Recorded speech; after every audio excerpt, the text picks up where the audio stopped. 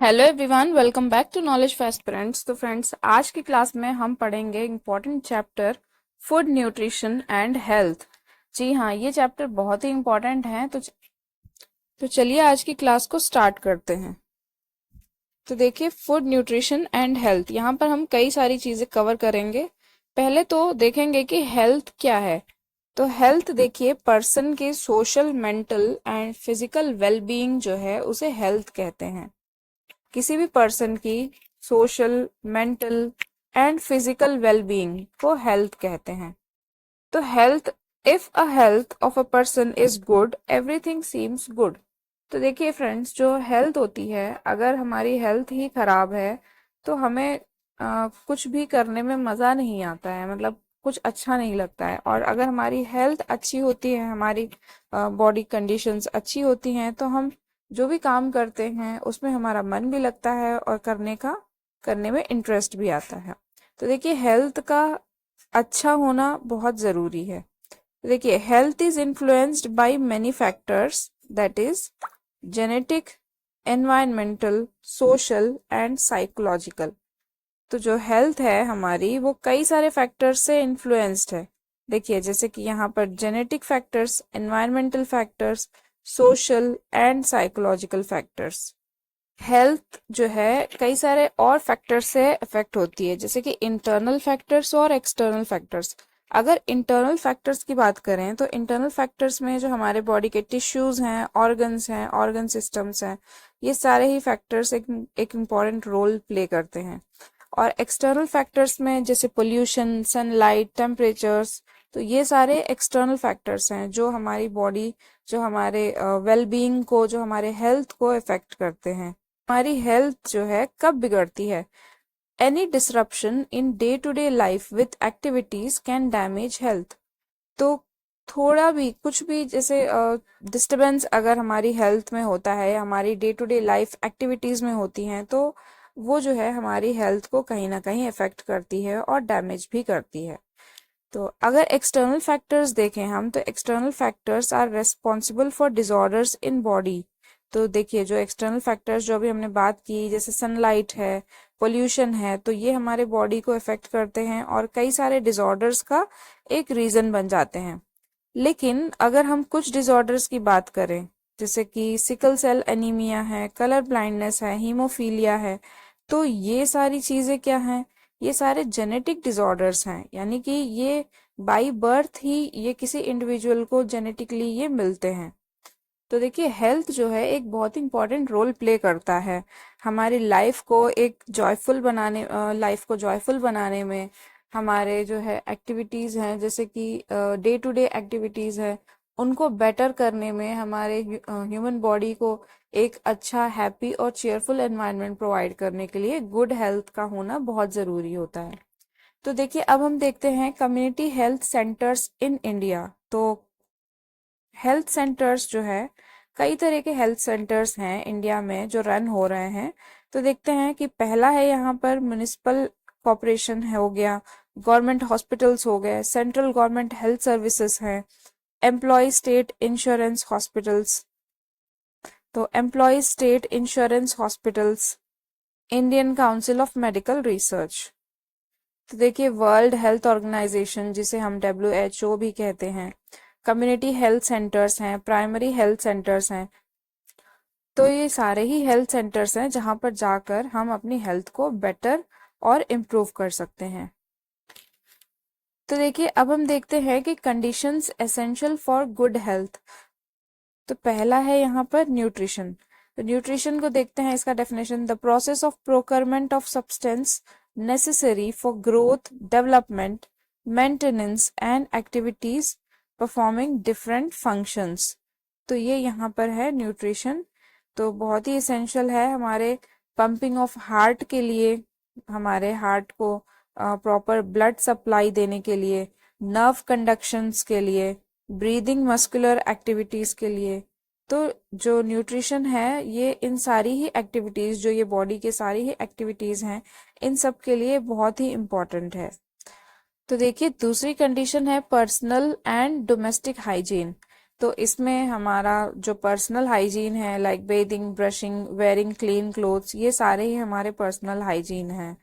और दूसरा जो है डोमेस्टिक हाइजीन। तो डोमेस्टिक हाइजीन में जैसे कि साफ सुथरा खाना बनाना, अपने घर की साफ सफाई रखना, storing and keeping house neat and clean, फिर इसके बाद अपने जो घर के बर्तन हैं, कीपिंग यूटेंसिल्स, उनको साफ रखना।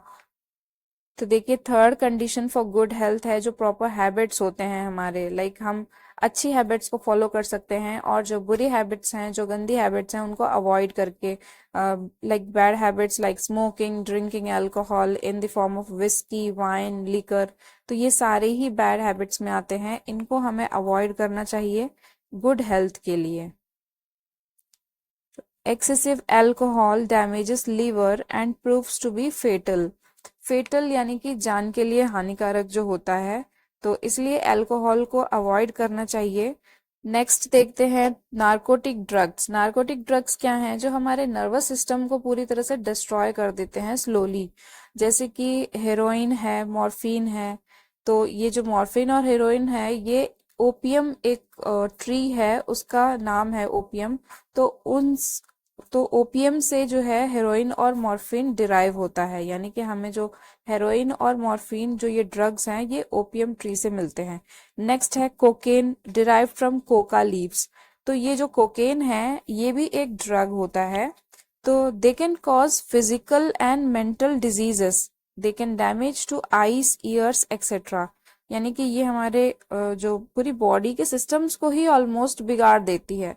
स्पेशली नारकोटिक्स क्या हैं? जो हमारे नर्वस सिस्टम को पूरी तरह से अफेक्ट करती हैं, और स्लोली स्लोली, धीरे धीरे जो है, जो पर्सन है, उसकी बॉडी, उसके ऑर्गन्स पूरी तरह से डिस्ट्रॉय हो जाते हैं। तो देखिए they also damage nervous system and cardiovascular system. Cardiovascular system जो हमारा हार्ट है, हार्ट से रिलेटेड जितने भी हमारे और भी पार्ट्स हैं, तो उन सबको डिस्ट्रॉय कर देता है। तो नेक्स्ट कंडीशन है देखिए एक्सरसाइज एंड रिलैक्सेशन। तो एक्सरसाइजेस, अगर हम अच्छे से वॉकिंग, रनिंग, साइकिलिंग, जॉगिंग या किसी भी तरह की थोड़ी सी भी हल्की फुल्की एक्सरसाइज अपने डेली रूटीन में शामिल करते हैं, तो किसी भी तरह की अगर हम एक्सरसाइज अपने डेली रूटीन में इंक्लूड करते हैं, शामिल करते हैं, तो हम अपने माइंड एंड बॉडी को फिट रख सकते हैं। तो देखिए रिलैक्सेशन जो है, इट प्रोवाइड्स रिलीफ और diversion from work and efforts. तो अगर हम रिलैक्स करते हैं, तो रिलैक्सेशन जो है एक बहुत ही बेटर तरीका होता है अपने बॉडी को पूरी तरह से फिट करने के लिए। और कुछ एक्टिविटीज और हैं, जैसे हमारे कुछ हॉबीज होती हैं, listening to music, watching TV, reading magazine, they are also relaxing. तो इन सब की हेल्प से हम बॉडी को रिलैक्स कर सकते हैं अपने। तो देखिए फ्रेंड्स, अब हम बात करेंगे फूड एंड इट्स कंपोनेंट्स के बारे में। तो देखते हैं डेफिनेशन क्या है फूड का। अ food is a substance taken in, digested and absorbed, provides materials for activity, that is production of energy, growth, repair, maintenance and reproduction. It also helps in regulation of life processes, lactation in mothers and resistance to disease. तो देखिए functions क्या है? It provides energy, maintains body heat, performs various life activities, helps in growth, provides material for repair of damaged cells and tissues, helps in manufacture of cellular products like enzymes, histone proteins, antibodies, hormones, etc. Food controls various life function and maintains the life of the body. तो देखिए food के components क्या क्या हैं। एक तो है organic substance, दूसरा है मिनरल्स। और इसके न्यूट्रिएंट्स की बात करें तो इसमें न्यूट्रिएंट्स में कार्बोहाइड्रेट्स, प्रोटीन्स, फैट्स, तो विटामिन्स, रफेजेस, वाटर, ये सारी चीज मिलकर ही फूड को बनाती हैं। अगर फूड को हम कैटेगराइज करें तो इसको 3 कैटेगरी में हम डिवाइड कर सकते हैं। एक है एनर्जी यील्डिंग, दूसरा है बॉडी बिल्डिंग, तीसरा है प्रोटेक्टिव फूड। तो एनर्जी यील्डिंग फूड्स में कार्बोहाइड्रेट एंड फैट्स आते हैं। बॉडी बिल्डिंग फूड जो बॉडी बिल्डिंग फूड्स हैं उसमें प्रोटीन्स होता है। प्रोटेक्टिव फूड्स में विटामिन्स एंड मिनरल्स आते हैं। तो पहला है यहाँ पर देखिए कार्बोहाइड्रेट्स। तो कार्बोहाइड्रेट्स को जो है एनर्जी यील्डिंग ऑर्गेनिक सब्सटेंसेस कहा जाता है, और ये कार्बन, हाइड्रोजन एंड ऑक्सीजन, ये तीनों ही एटम्स से मिलकर बनता है। जो carbon, hydrogen and oxygen molecule है, ये कार्बोहाइड्रेट को बनाता है। सबसे सिंपल कार्बोहाइड्रेट होता है ग्लूकोज, जो एक इंस्टेंट सोर्स ऑफ एनर्जी का काम करता है। तो देखिए, फूड जो एक स्टार्च के फॉर्म में है, जब हम फूड खाते हैं तो वो एक स्टार्च के फॉर्म में होता है और वो रिएक्ट होता है हमारे बॉडी में। जो हमारे स्टमक में जो HCl होता है, हाइड्रोक्लोरिक एसिड जिसे हम कहते हैं, तो वो फूड के साथ मिक्स हो जाता है और फूड को डिवाइड करता है छोटे छोटे पार्टिकल्स में, और वो ग्लूकोज के फॉर्म में कन्वर्ट हो जाता है। नेक्स्ट स्टेप में क्या होता है कि जो ग्लूकोज है वो ऑक्सीजन के प्रेजेंट में कार्बन डाइऑक्साइड, वाटर और एनर्जी रिलीज करता है। तो देखिए, कार्बोहाइड्रेट के सोर्सेस क्या हैं? व्हीट, मेज, राइस, पोटैटो एक्सेट्रा। तो ये सारे ही सोर्सेस हैं जिससे हमें कार्बोहाइड्रेट मिलता है। नेक्स्ट देखते हैं प्रोटीन्स।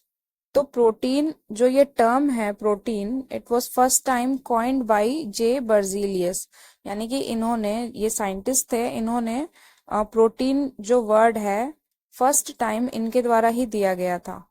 तो प्रोटीन्स क्या है? प्रोटीन्स हैं simple polymers of small units, जिनको हम अमीनो एसिड्स कहते हैं। They are made of carbon, hydrogen, oxygen and nitrogen. कुछ एक्सेप्शनल प्रोटीन्स भी होते हैं जिसमें sulphur, phosphorus and iron content भी प्रेजेंट होता है। यह protein acts as a catalyst in various metabolic and biochemical reactions.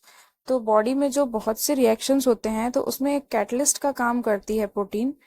For example amylase, जो हमारे सलाइवा में प्रेजेंट होती है, लाइपेस, पेप्सिन एंड ट्रिप्सिन, ये सारे ही प्रोटीन्स हैं, और जो बॉडी के बायोकेमिकल रिएक्शंस हैं उन सब में इनका रोल होता है और उन सब में ये पार्टिसिपेट करते हैं। नेक्स्ट देखिए, helps in body functions, example insulin. तो इंसुलिन एक ऐसा प्रोटीन हार्मोन है जो पैनक्रियास के सेल्स द्वारा सेक्रेट किया जाता है, और ये बॉडी के ब्लड शुगर को मेंटेन करता है। Carry different substances in blood, तो करता है। It also helps in contraction of muscles. तो नेक्स्ट पॉइंट देखिए, protein forms structural elements of the cell, example tubulin और collagen.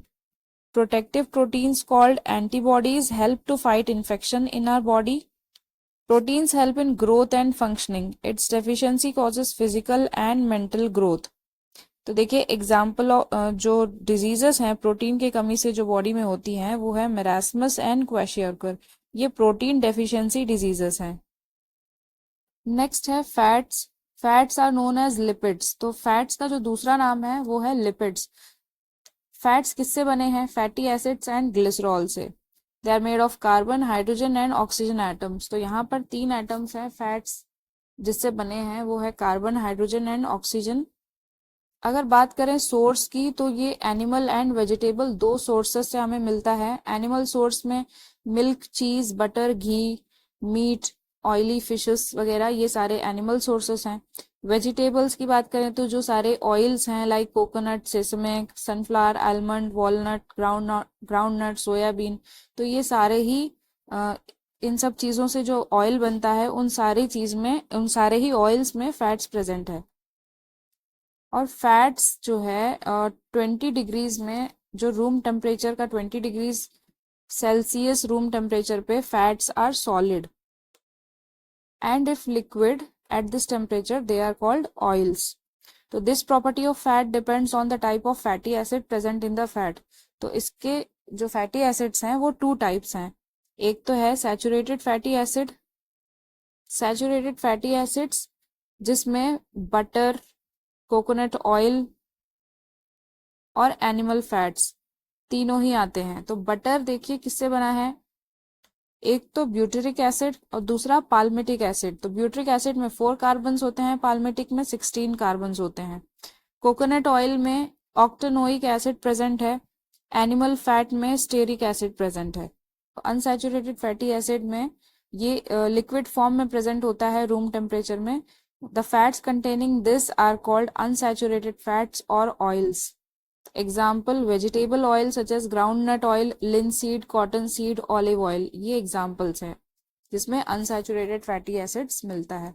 This fats also occur in animal fats such as code liver oil, fish liver oil, plant fats जिसमें oleic acid present है और oleic acid में 18 carbons होते हैं। Erucic acid ये mustard oil में present है जिसमें 22 कार्बन्स होते हैं। तो देखिए एनिमल फैट्स में sardine oil contains another unsaturated fatty acids called palmitoleic acid. तो फैटी एसिड्स भी टू टाइप्स के हैं, एक तो एसेंशियल फैटी एसिड जो हमारे बॉडी में सिंथेसाइज होता है और दूसरा है नॉन एसेंशियल फैटी एसिड।